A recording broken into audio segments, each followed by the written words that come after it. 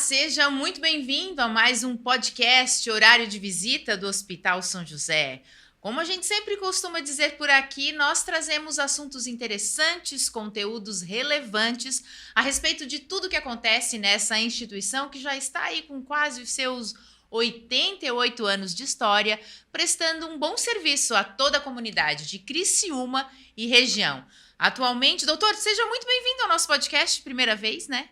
Primeira vez. Muito obrigado pelo convite, é uma honra participar. Imagina, a gente que agradece a tua disponibilidade. Eu sei que essas agendas de médicos são bem corridas, mas é muito importante a gente trazer alguns assuntos aqui no nosso podcast Horário de Visita para que as pessoas entendam o processo, o que acontece dentro do Hospital São José, quais são os exames realizados lá dentro, como é que é o funcionamento. Então, a gente já trouxe uma diversidade aí de profissionais, não só médico, mas na parte da assistência também. Então, para explicar para as pessoas o que é a rotina do dia a dia do Hospital São José, né?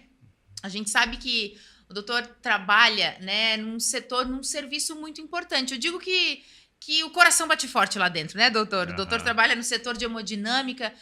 Conta um pouco para as pessoas o que é esse serviço de hemodinâmica. Sim, então, primeiramente, o hospital, ele reinaugurou o setor, tem mais ou menos uns 3 anos, e agora a gente dispõe de dois aparelhos ali, que ele é um aparelho de raio-x, basicamente, que a gente consegue ver o coração por dentro.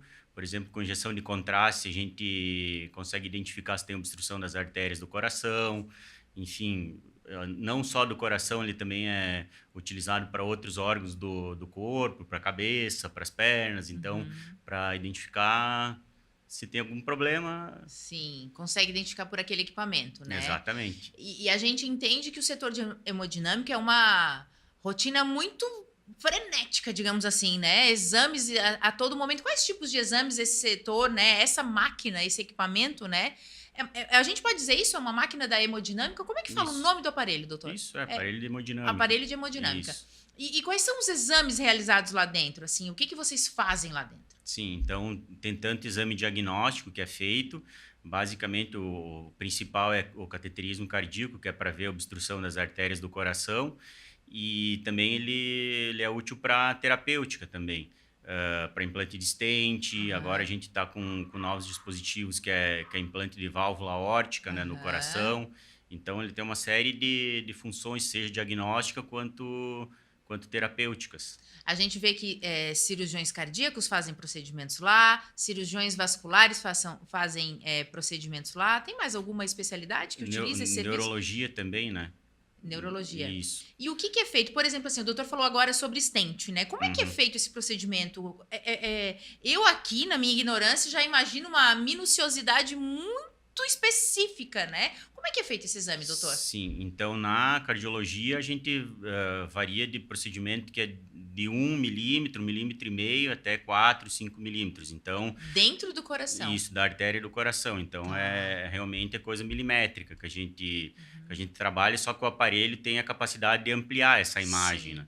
Então, a gente vai com um catéter de fora do corpo, preferencialmente pelo braço, até o coração, na artéria do coração, e aí a gente começa a trabalhar tentando desobstruir as artérias do coração. É uma agulhinha que vai, é isso, mais ou menos, grosso modo falando? É um catéter, uma agulha, enfim, mas é um catéter que sai de fora do coração e mais ou menos ele tem 1 metro, 1,5 metro, que sai de fora e vai até o coração. A gente posiciona no início da artéria que é a coronária, que é a artéria que irriga o próprio músculo do coração, e aí dentro que a gente trabalha para tentar desobstruir. Extremamente preciso, né? Tô até nervosa aqui só de pensar no tipo de procedimento, mas assim, eu acredito que, obviamente, né, todos os profissionais, tanto vocês médicos, quanto os profissionais que estão lá dentro da hemodinâmica, eles têm essa especialização justamente, né, para poder atender a demanda. Hoje tem uma demanda bastante grande no Hospital São José, doutor? Bastante grande.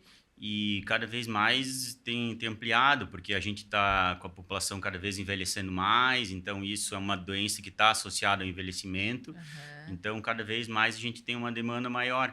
E sem contar a demanda eletiva, a gente tem muitas urgências, né? Pacientes que infartam. Então, praticamente funciona 24 horas por dia a hemodinâmica do Hospital São Hoje, José. o maior número de procedimentos que vocês realizam na hemodinâmica é cardíaco, doutor? Tem Não, ALC? a maioria é cardíaco. E depois vem o quê? Eu acho que vascular e depois a neurologia. Cirurgia cardíaca também usa.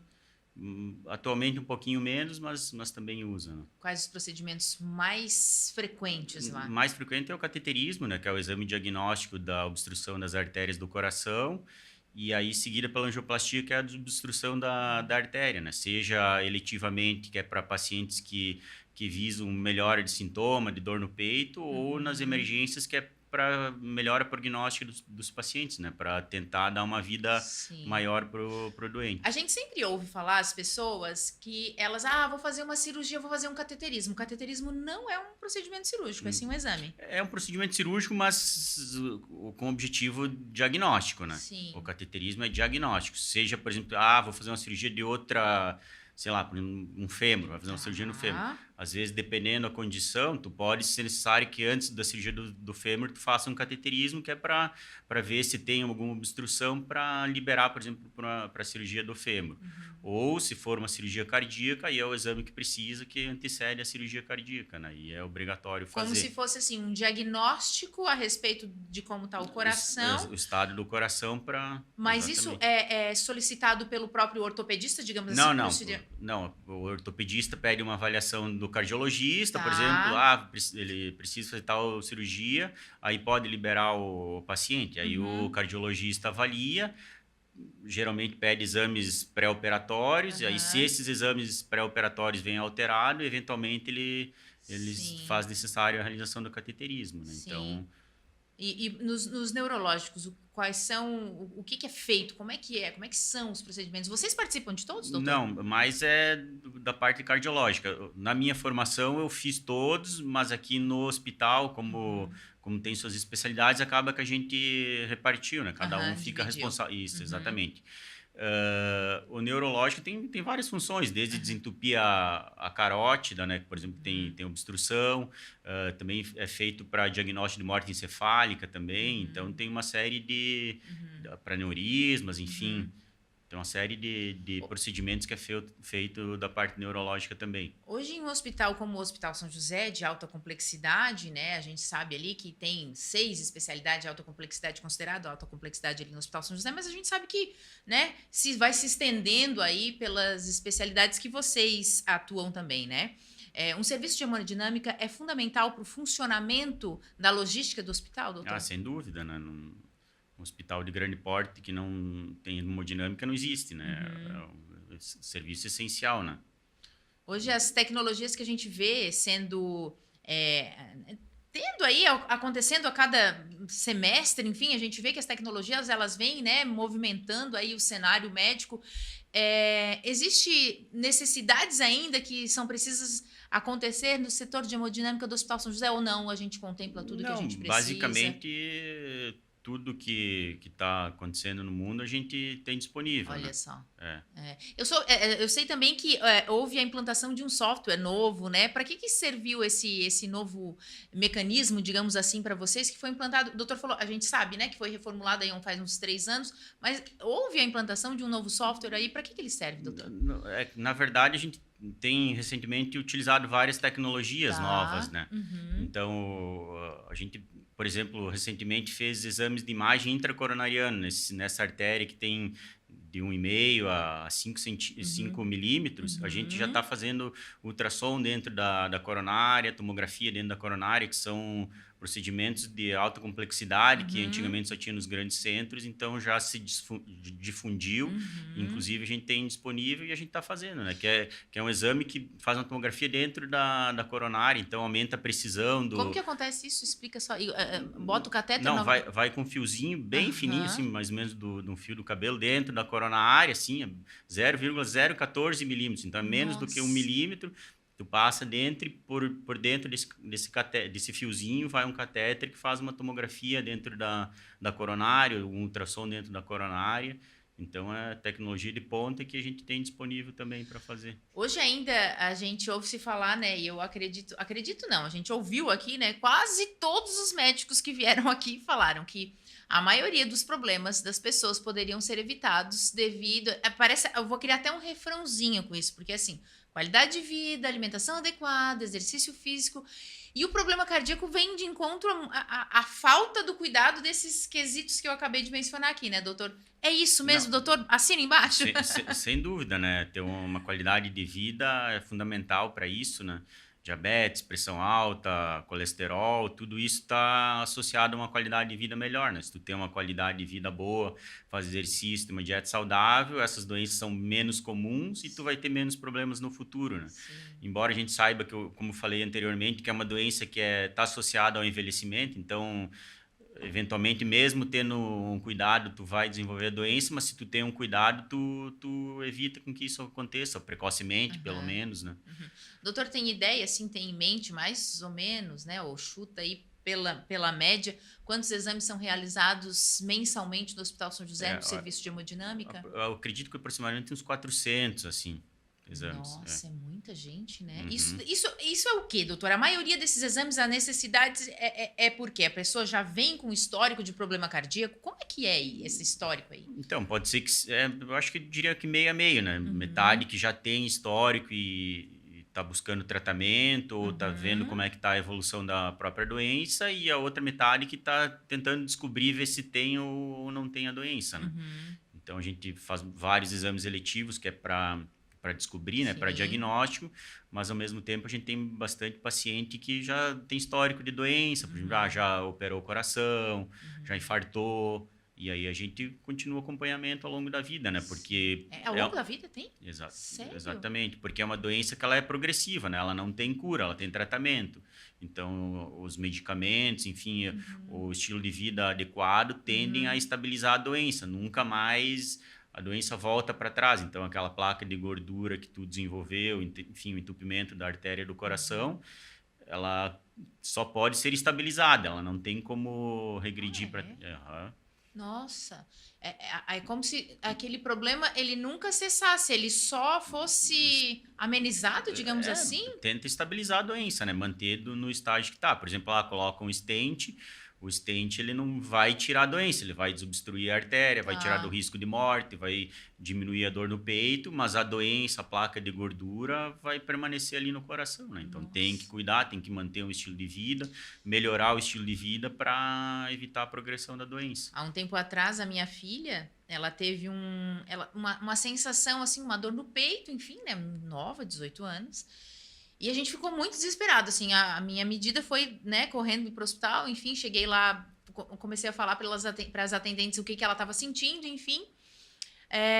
E ela desenvolveu um problema que, a grosso modo, me corrija aqui na frente de todo mundo, doutor, mas a grosso modo, falando como se fosse um machucadinho ao redor do coração, assim, o médico me explicou mais ou menos assim, só para que eu pudesse entender melhor.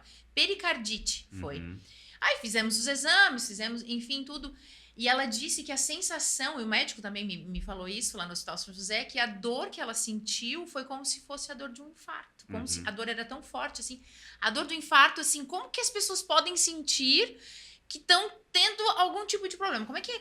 Lógico, eu acho que o doutor nunca teve, né? Mas já estudou muito sobre isso. Como que é essa dor, para que as pessoas possam identificar e correr para o médico para poder, né, ter aí uma ajuda? Sim, então, primeira coisa que é incomum acontecer em 18 anos, né? Então, não que seja impossível, mas é muito improvável que aconteça, né? Porque é uma doença que ela tende a acontecer ao longo da vida, mas existem condições que eventualmente que tornam a doença mais precoce. Quanto à dor no peito, geralmente ela é dor no peito mesmo. Tem algumas características, pode ser uma ardência, um aperto no peito. Eventualmente ela pode ser manifestada de outra forma no paciente muito idoso ou no paciente diabético, que às vezes é um cansaço, uma falta de ar. E quando o paciente tem isso de forte intensidade, às vezes associado a outros sintomas, dor nos braços, vontade de vomitar, sudorese, aí tem que procurar atendimento. Porque uma das principais causas de morte no infarto, por exemplo, é o atraso na busca por atendimento. Então, quando o paciente tem dor no peito, quer ficar em casa, acha que não é nada, às vezes está omitindo um diagnóstico, atrasando um diagnóstico e aí a doença se torna bem pior, né? E a doutor falou ali, né? O caso da minha filha não tem a ver com isso, assim, essa Sim. relação, mas a dor que ela sentiu foi tão forte que às vezes a gente ficou muito preocupado. Mas a pericardite é um diagnóstico diferencial, assim. Sim. Uhum. Mas as pessoas que sentem, assim, geralmente tem uma idade, assim, digamos assim, a pessoa com tal idade, é mais provável que tenha um problema cardíaco que vá necessitar do serviço, né, de hemodinâmica, botar um stent, enfim, qualquer outro cateterismo, enfim. Sim, então, tem uma idade, assim? Sim, então, homens são considerados que é uma doença comum que pode acontecer acima de 55 anos e mulheres acima de 65 anos. Então, se for antes disso, é considerado uma doença precoce, que inclusive herda para os filhos o risco de desenvolver a doença precocemente, sim. Então, é considerado que depois dessa idade, 55 em homens e 65 em mulheres, é uma doença que é esperada para a idade. Antes disso, é uma doença considerada precoce. Existe um percentual no Brasil, doutor, assim, de quantas pessoas são acometidas com... eu não saberia te dizer. Sim. Mas assim... É uma das doenças mais comuns, de maior mortalidade, infarto, então em porcentagem não me recordo agora, mas é com certeza, se não a mais comum, a mais comum. Né? Sim. Hoje a gente vê que, né, esse tipo de atendimento, digamos assim... com um pouquinho mais de antecedência, assim, digamos, as pessoas que fazem o seu check-up, digamos assim, elas têm menos probabilidade para se precaver, digamos assim, desses problemas. Existem mais algumas coisas que as pessoas deveriam se preocupar em fazer, doutor? Não, é exatamente isso, né? Aquilo que a gente falou antes, da busca pela qualidade de vida, né? Isso inclui a busca por atendimento médico, enfim, para diagnosticar doença, enfim, tô com colesterol alto, ou tomar medicamento, ou emagrecer, comer uma comida mais saudável. Prática de exercício físico. Não fumar. Então, tudo isso faz com que evite com que chegue no desfecho final, que seria o infarto e a morte, né? Então, quanto mais tu tem... eu tenho um vizinho que fuma e nunca infartou. Isso é o... Não vou dizer que não acontece, mas não é o exceção comum. Da exceção, isso né? é exceção. O mais comum é que quem fume desenvolva doenças. Então, não pode usar o exemplo da exceção para si, né? Tem que usar o bom exemplo. Claro. Eu gosto sempre de perguntar para vocês, porque eu acho que quando vocês ouvem boas histórias, isso... traz um ânimo a mais na profissão, né, de vocês, né? Existe alguma história que o doutor lembre, assim, que já tenha vivido, que marcou a tua vida, que diz assim, aquele paciente chegou, a gente não via, né, nenhuma melhora no diagnóstico dele, quando a gente viu ele estava no quarto, não, tô contando a minha história aqui, né? Tem alguma história que tenha marcado a tua vida, doutor? Que tem uma que eu sempre até conto para minhas sobrinhas, até fico meio emocionado de falar, que teve uma paciente que a gente estava reanimando numa parada cardíaca e um colega falou, não, vamos parar de reanimar ela que ela já morreu. E eu falei, não, eu vou insistir. A gente reanimou ela voltou da parada cardíaca, a gente desobstruiu a artéria do infarto dela e ela, depois de uns 10, 15 dias, foi de alta do hospital bem, sem sequela neurológica, sem nada. Nossa, isso é gratificante demais. Era uma parada cardíaca que já estava prolongada, sim, mas era uma paciente jovem, aí o colega falou, acho que já não vai voltar mais, não tem jeito. E eu falei, vamos tentar mais um pouco e... Olha só, que bacana. Doutor, a gente entende, né, e a gente sabe, a gente está lá convivendo, né, no hospital, a gente vê o quanto o serviço de hemodinâmica é necessário na entidade, né? Hoje vocês são em quantos médicos lá, doutor? Então, da hemodinâmica, da parte cardíaca, a gente é 3 cardiologistas, intervencionistas, né? Aí tem 2 ou 3 da vascular, 2 neurologistas, aí tem os cirurgiões cardíacos, que são 3. Então, esses 400 que o doutor falou, só cardíaco? Não, é geral. É geral. Tá. Mas a boa parte, uns 250, pelo menos, é da cardiologia, assim. Pelo menos, acho que talvez até mais, né? Mesmo assim, é bastante, né? É muita coisa que o povo se cuide, ainda mais. Tá ali os médicos para ajudar, mas é importante esse cuidado. E recentemente, né? Falando nisso, parece que eu tenho notado que recentemente tem mais infartos. Eu não sei se é por conta do envelhecimento da população ou se a gente está fazendo mais diagnósticos também, né? Que pode ser que de repente a medicina aqui em Criciúma, na Unesc, tem trazido qualificação dos profissionais que têm feito mais o diagnóstico também, que talvez antigamente nem era feito. Então... Eu tenho notado uma crescente. Nos últimos 10 anos que eu estou aqui, cada vez parece que está... Nossa. A gente vê isso também na parte oncológica, né? Eu li esse dado há pouco tempo ali no hospital, que tem crescido 8% ao ano o diagnóstico de pessoas com problemas oncológicos, né? E tá aí os problemas cardíacos que a gente sabe que vem crescendo também. Doutor, mas eu queria agradecer os esclarecimentos, né? É sempre bom a gente ouvir e saber o que acontece dentro do Hospital São José, porque às vezes as pessoas não sabem, né? Eu costumo dizer, eu brinco que lá é uma cidade, que tem tudo, né? Tudo lá dentro. Então, todos os serviços necessários. E uma pergunta que eu acho que as pessoas ficam curiosas, doutor, quando chega lá dentro, recebe todo atendimento, enfim, anestesia, não precisa ficar com medo, que tem gente lá altamente qualificada para fazer esses exames, né? Não. E o cateterismo é um exame de muito baixo risco, né? Não vou dizer que não tem, mas Claro. é muito, muito pequenininho. E de qualquer jeito, quando eventualmente acontece alguma intercorrência, a gente está preparado para resolver. Tá certo. Doutor, eu queria agradecer a participação. Eu sei que a agenda de vocês é bem corrida, mas é importante trazer essas informações para as pessoas. Obrigada e até uma próxima. Tá bom, obrigado. Então é isso, nosso podcast Horário de Visita de hoje fica por aqui, mas eu tenho certeza que eu te encontro em algum episódio por aí. A gente se vê. Até lá!